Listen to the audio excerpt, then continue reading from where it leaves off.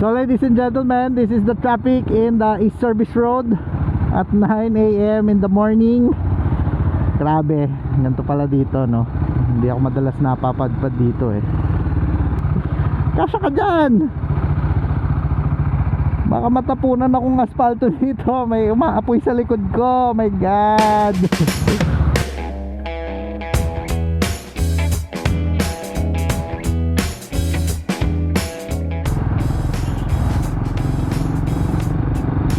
Alright.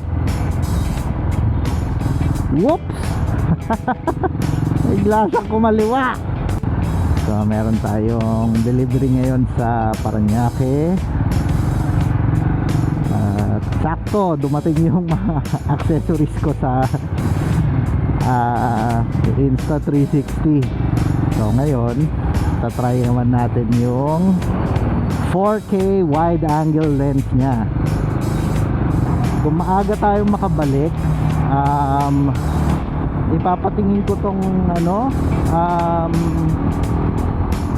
brake fluid nitong GS. Tignan mo, parang nagtumatagas yata siya. Mamaya turo ko. Tapos sinisilip ko yung gilid, parang wala na yatang laman. So baka delikado to, no? So papatingin ko. Medyo urgent siya. Hindi ko masyado gagamitin yung front brake muna. Medyo tagal ko rin hindi nagamit to. So hindi ko na-check. Pagtingin ko parang parang tumatagas siya dito. Corrosive material yung brake fluid, ano. Dahil nga andalas ko manood nung Dan the Fireman, ano. Meron siyang mga ginagawa na parang ride along. So ganito, normal motovlog setup siya. Tapos mag-commute siya. Ninanarrate niya para sa mga viewers niya kung ano yung tumatakbo sa isip niya habang nagmomotor siya, para hopefully yung mga nanonood makondisyon din yung utak nila on how to look for hazards, how and when to look for hazards. Susubukan natin yon, no? So alanganin mag-drive tong taxi, nasa gitna siya ng dalawang lane. So I'm maintaining my distance. Dahil pag tinabihan ko siya, hindi ko alam anong gagawin niya, no? Ay pagka-unpredictable. And there's a motorcycle passing on my left. So I'm gonna move to the right side of the lane. Kumbaga mental training to on how to be a defensive rider. Ang importante you maintain the space cushion. Kung gaya niyan, nagbabagal siya, tumabi ako sa kanan, hindi ko siya dinikitan at hindi ako nag-overtake sa kaliwa niya kasi hindi siya nag-signal. Pero in-anticipate ko baka kumaliwa siya kasi nagbagal siya why else would he slow down? So constantly tumitingin ka, kahit diretso ka lang, ano, constantly tumitingin ako sa mga side mirror, tinitignan ko kung may mga paparating. Constantly tumitingin ako kung sino mga nasa paligid ko, hindi lang yung mga nasa harap at nasa gilid, pati nasa likod. Okay, so nauna sila sa kanan, susunod ako. I'm maintaining my space here. Tapos kapag pag nagle-lane filter ako, lalo na't ganitong nakahinto yung mga kotse, I try to maintain my speed at 20 to 30 kilometers per hour. Kahit kunyari walang motor sa harap ko at pwede akong magmabilis, still hindi ko binibilisan kasi you never know kung ano yung susulpot sa gitna ng mga kotse na to. Pwedeng may sisingit na motor or may tumatawid na pedestrian. So you have to be always alert. So eto, naipit tayo. Wala tayong mapuntahan. Maski si Kuya Chicharon walang mapuntahan. Let's be patient. Kung mas maliit yung motor natin, baka pwede tayo sumingit dyan, kaso ayoko nang isugal. Gaya niya, may ambulansya. Okay, gaya nito. Ito yung sinasabi ko kanina. Libreng libre, pwede ako magmabilis. Medyo maluwag pa nga to for lane filtering, but I maintain this speed para ready ako mag emergency brake if I have to. Ayoko masyado nag-overtake dito sa sa kaliwa, yung magka-counterflow ka sa opposing lane. Wala lang, kasi pag nakakotse ako, naiirita ako pag ginagawa ng mga motor yun. So ayoko rin gawin. Tapos buwisit pa yung ibang motor na nagka-counterflow, tapos kasalubong mo, tapos hindi man lang sila tatabi kasi alam nila maluwag yung lane mo, ikaw tumabi. But syempre, ako being on the opposite lane, I'm thinking, ikaw yung nagbabiolate ng right of way ko, ikaw yung tumabi. Nakikidaan ka na nga lang, di ka patatabi. So I don't do it unless kailangan na kailangan.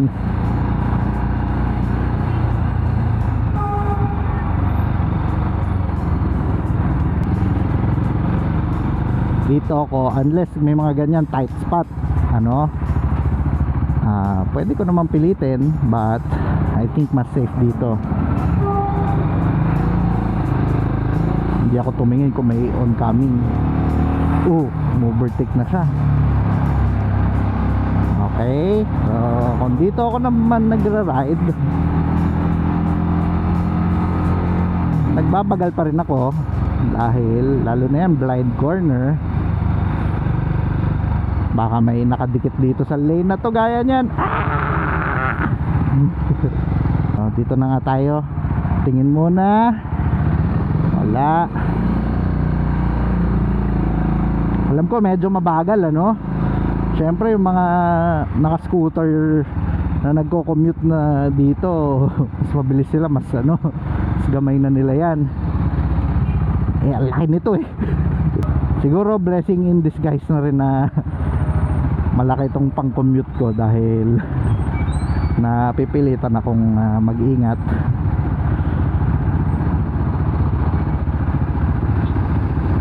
So yan, ito ang pila ng mga motor dito sa service road.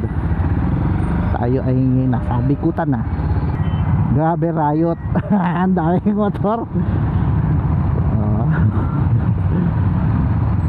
Ang mahirap nito dahil aliliit yung lahat, napaka-aggressive sumingit ng mga tao.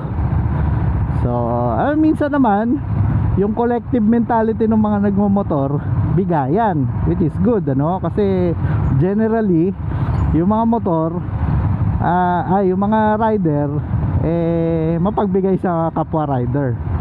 Yun naman ang napansin ko parang lahat galit sa kotse, pero pag kapwa rider syempre handa kang tumulong, lalo na pag may mga nakita kang nasiraan or na aksidente. So nagta-translate yun sa ganitong traffic yung kabaitan na yun nagta-translate naman. So usually mga ganito nagbibigayan yung mga yan. Let's see. Yan. See? Pagdating naman sa pag nagba-bottleneck na at nagiging 1-2 lanes na lang para sa motor, medyo banayad naman ang singitan pag motor. Hindi mo kailangang isugod yung front wheel mo. Ayan, hopefully mas maluwag tong West Service Road na. So ayan, balik tayo sa defensive riding. Nako, yan, kaya ayoko nagka-counterflow gaya ng mga yon. Kayo na nga yung nagka-counterflow, pag may nakasalubong kayo, hindi pa kayo tatabi. Expect nyo na dahil maluwag tong lane ko, tatabi ako para sa inyo, which I would do dahil ayoko naman kayo banggain but still, common courtesy, kayo yung nakikidaan, kayo yung magbigay daan din kapag may nakasalubong. So I'm just maintaining this speed dahil ang dami mong kalaban, ang daming unpredictable na nangyayari.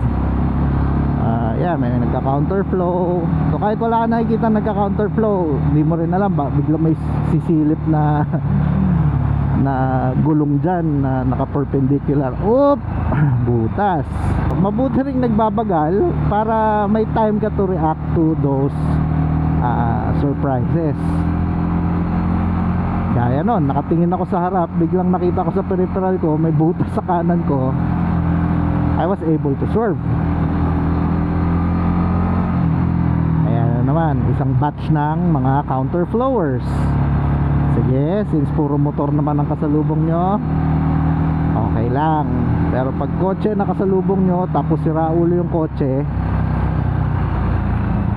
aminado ako nung hindi pa ako nagmomotor, tapos may mga ganyan, so nakakotse ako, talagang hindi ako tumatabi. Hindi ko naman sila ginigit-git, no? Pero hindi ko rin sila binibigyan ng daan. Hindi dahil hindi sila kasya, but I wanted to prove a point na kayo lang yung nakikidaan. So tumabi kayo, no? Huwag nyo i-expect na tatabi yung nasa opposite lane para sa inyo. Pag tumabi, edi thank you, ano? Pero pag hindi tumabi, huwag kayong magalit, kasi kayo lang yung nakikidaan. It's their right of way. You are the one counterflowing. So hindi kayo entitled na magkaroon ng space doon sa lane nila. Syempre ngayon dahil nagmamotor na ako, mas bukal na ang kalooban ko sa mga kapwa rider. Pero dati talaga sira ulo ko nun. I'm sure maraming mga nakakotse dyan na sira ulo pa rin.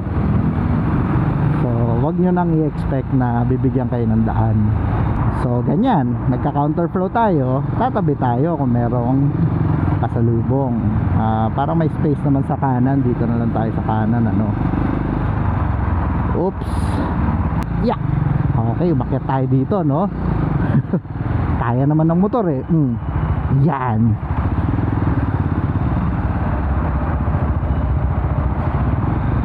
Okay. Pag ganito may mga truck sa tabi ko, ayaw kong sumingit kapag umaandar sila, dahil malay mo bigla siyang kumanan, ano, may ipit tayo.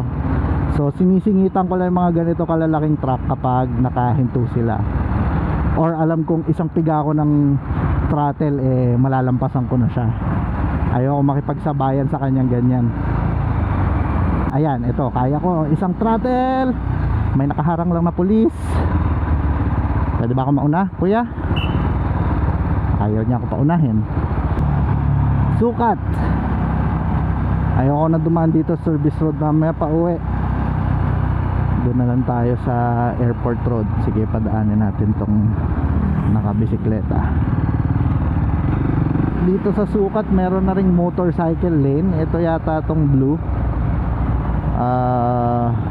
Ayan natin. Pero may nakikita akong mga motor sa kaliwa. Saka bakit may UB Express dito sa kanan. Ayan, tingnan natin ang behavior ng mga rider dito sa South.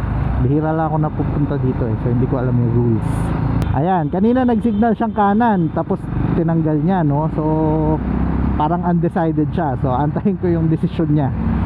Kaya I'm maintaining my caution here. Ito, parang dito nga baka bike lane tong nasa pinaka kanan. Ba't may taxi? Okay.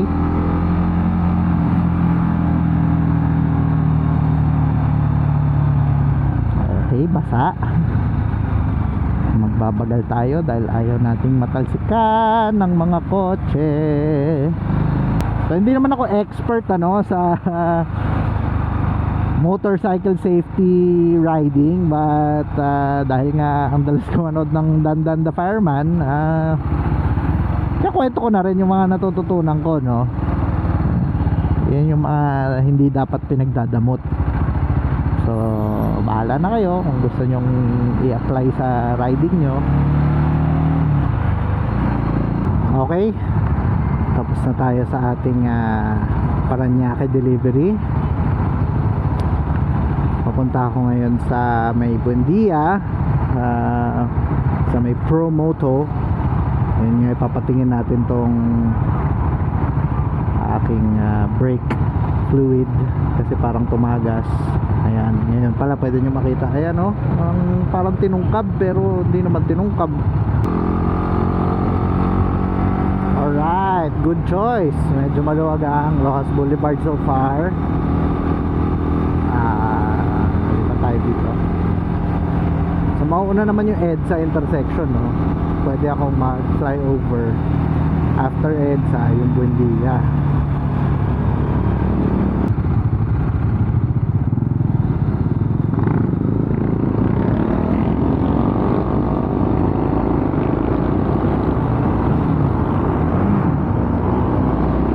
Bigla nag-neutral yung gear ko.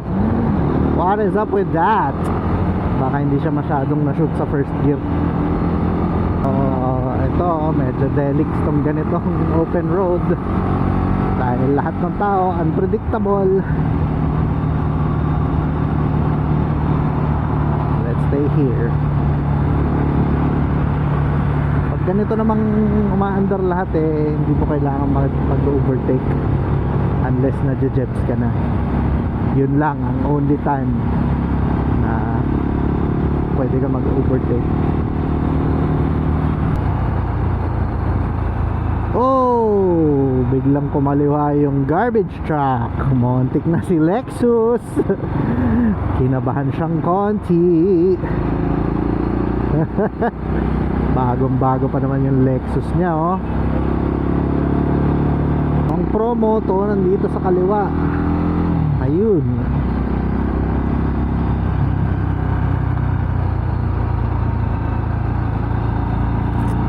Sana wala masyadong nagpapagawa.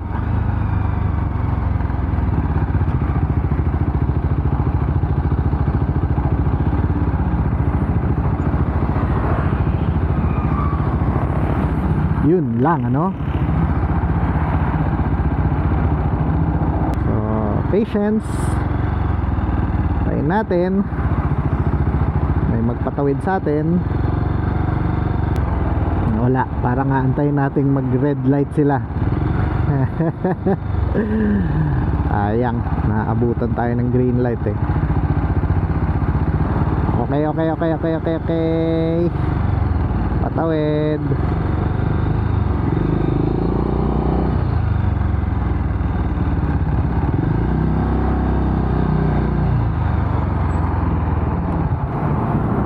So ayan, promo to. Let's see, tingnan natin ang magiging conversation.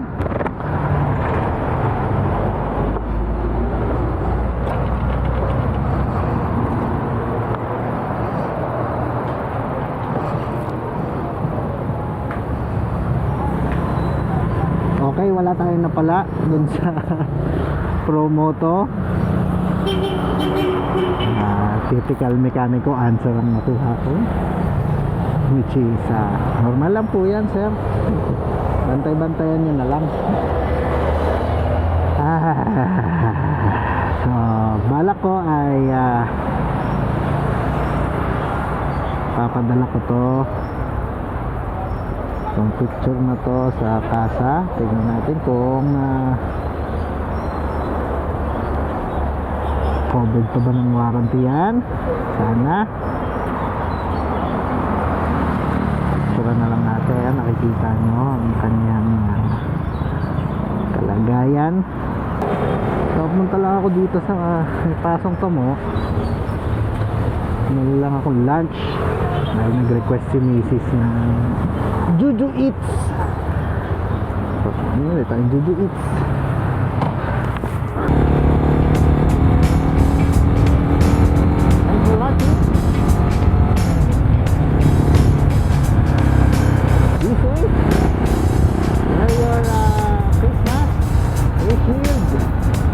Alcohol, social distancing. Photo tayo sa 2022, ano? Alright, see you guys.